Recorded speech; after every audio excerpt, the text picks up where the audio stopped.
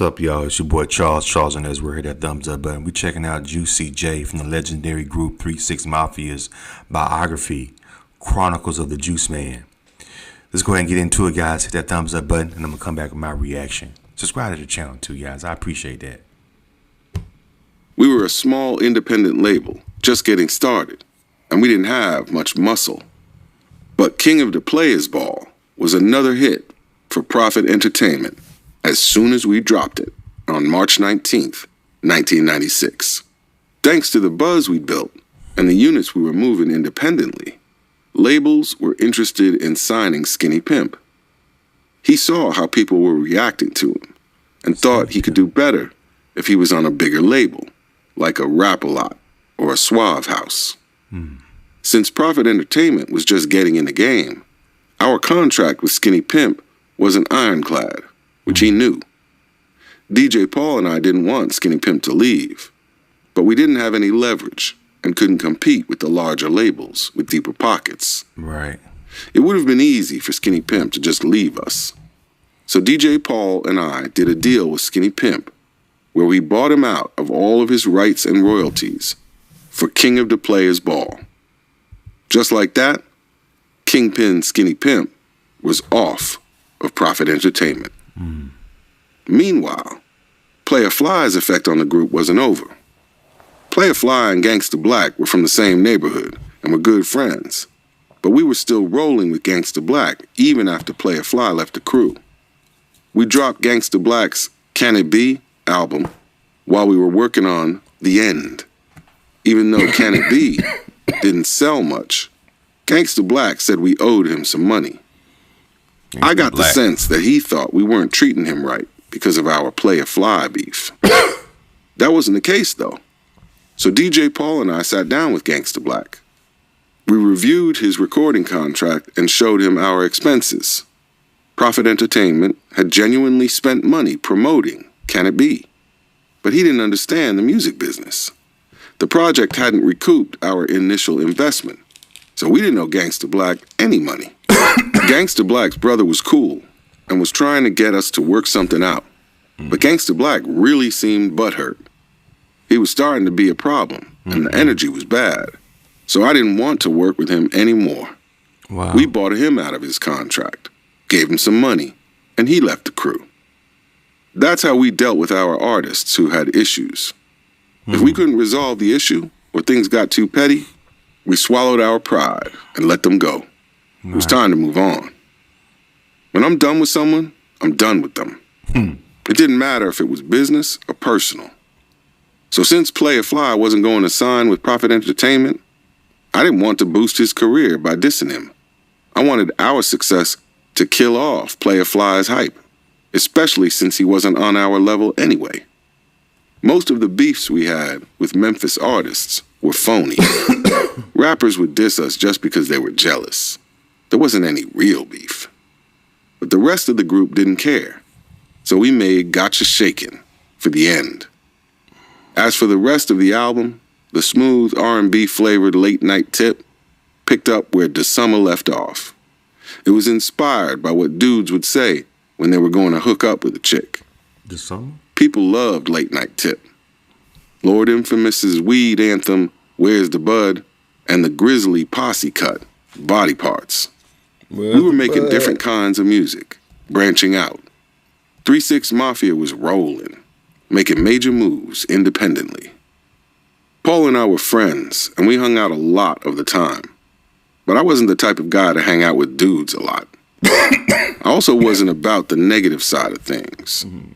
Everybody else, DJ Paul, Lord Infamous, Gangsta Boo, Crunchy Black, and Coops Tanika, would get high and start fighting everybody. They get crazy high and pop pills, too. They be slurring their words. That was my style. My style was women. If anything, I had a sex addiction. I'd have 3 or 4 chicks with me.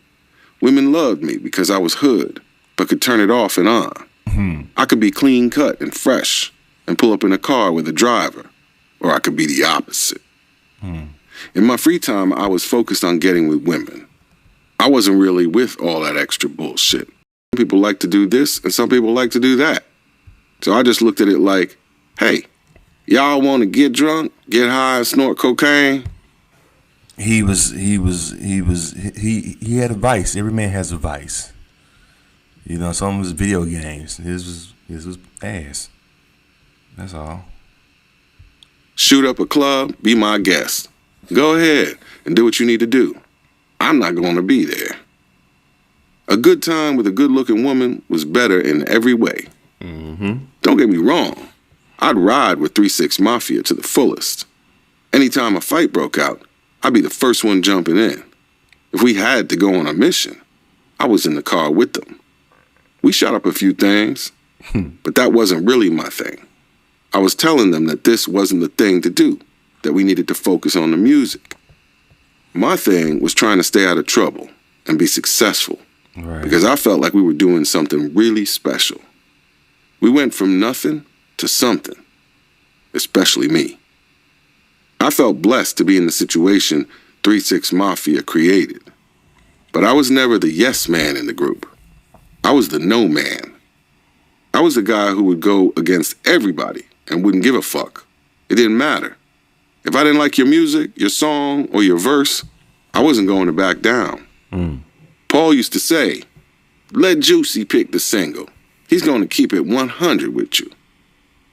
I'm not going to say I was right all the time, but I had to speak my mind. Only having yes men around you is a death sentence.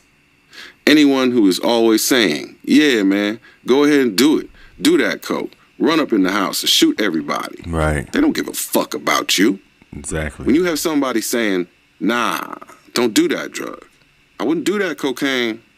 That's somebody that wants to see you alive. Right. It wasn't a one-way street, though. Right. I told everyone in the crew, if you see me doing anything bizarre or that doesn't look right, please tell me. I'm going to listen. I'll be coming to you as a friend, a brother, somebody that actually cares about you. That's why I was telling them not to do drugs, not to do cocaine, because I felt like it was really destroying the group. I didn't mind them smoking weed, popping pills, or downing some syrup. But every time they got on some cocaine, they would get tough and act crazy. We were still young, so our issues weren't that deep. If we were at a show and fighting backstage, all it would take was for a promoter to tell us we were going on in 5 minutes. Almost immediately, all the tension evaporated. Wow. Everyone was focused on giving a great performance. Still, it was just a lot for me to deal with. I wasn't trying to go to jail because of drugs or some fight that went too far. You can't make money in jail.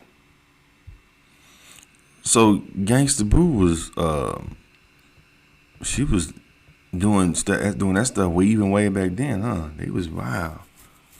Wow, they was wilding back then. While the rest of the group was doing their thing, I was focused on the next steps, getting closer to that dream I had as a kid. That was definitely my main goal at the beginning stages of Prophet Entertainment and 3-6 Mafia, being the next Stax Records. I feel like I read the book Soulsville, USA, The Story of Stax Records, 100 million times from the inside out, from the front cover to the back cover. Al Bell, the black producer and co-owner who ran the label, had a strategy.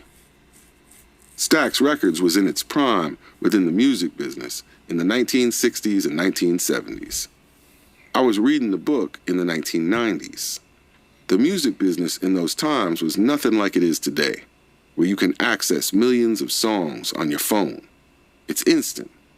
When we were trying to break 3-6 Mafia and Prophet Entertainment, it was difficult to get the music, to get an album, a single. You had to go to a record store to buy it, or somebody would have to make you a copy of theirs. It took time.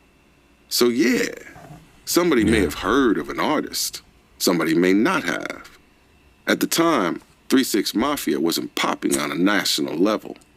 We were building a buzz in Tennessee, Mississippi, Arkansas, and Georgia, but not in Florida, not in Louisiana, not in Texas.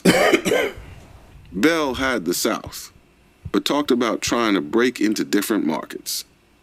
He knew that if he could impact Chicago, they would get to the rest of the Midwest, and then New York. In the book, it details how Bell wanted to break into L.A., so they did the Watts Stax concert at the Coliseum in 1972. I was like, man, that's smart. Right. Let me try to get some artists from other cities to help us break into those markets. Right. So I reached out to Crucial Conflict and Twister in Chicago, Cash Money in New Orleans, Crazy Brain in Cleveland, and Noriega in New York. I was a fan of all these artists, but I was thinking about Al Bell's strategy. At this time, we didn't have the internet, so we actually had to go to these markets to really break into them. Before we got big, most people had never heard many of our songs, so we'd recycle them and bring them back because we felt like if it did well on the mixtape or one of our underground albums, it needed to be on CD, on one of our national releases, so people outside of Memphis could hear it. Right. That happened with one of our early hits. Tear the Club Up was on one of DJ Paul and Lord Infamous's mixtapes. Then we redid it, added me to the song, and put it on Mystic Styles in 1995. We brought it back again 2 years later when we got our national deal with Relativity Records. We were doing more and more shows, but they didn't always go smoothly. We'd often have to think off the top of our heads to make sure things worked. If we did a show and Boo didn't show up, which happened all too often, I'd tell LaChat to pretend she was Boo and to perform her parts in the songs. I also told Chat that if people tried to do an interview with her, to turn it down and not talk to anyone. Wow, man. Interesting, man. This is from Juicy J's book, Chronicles of the Juice Man. It's on Audible and Spotify if y'all want to check it out. But this is a really good book, man. It's interesting to see how the whole 3-6 Mafia thing, because you don't hear much about 3-6 Mafia, you know what I'm saying? But they was like one of the first they was one of the pioneers. I mean, of course you had 8 Ball MJG and all that kind of stuff, but yeah, they're one of the, they took it to the next level. I mean, you had other legends from Memphis as far as they wasn't the first ones, but they were, you know, they would, I guess you would say they were the first independent, I guess you would say, out of Memphis. I don't know, but anyway, so homeboy said he had a sex addiction. Like I said, every man has a vice, right? My vice is, you know, I don't know, what is my vice? I guess that's green. I gotta get off that green though, man. Steals your motivation, you know what I'm saying? You know. Anyway, what y'all think, man? Leave your comments and subscribe to Charles and Ezra. Appreciate it.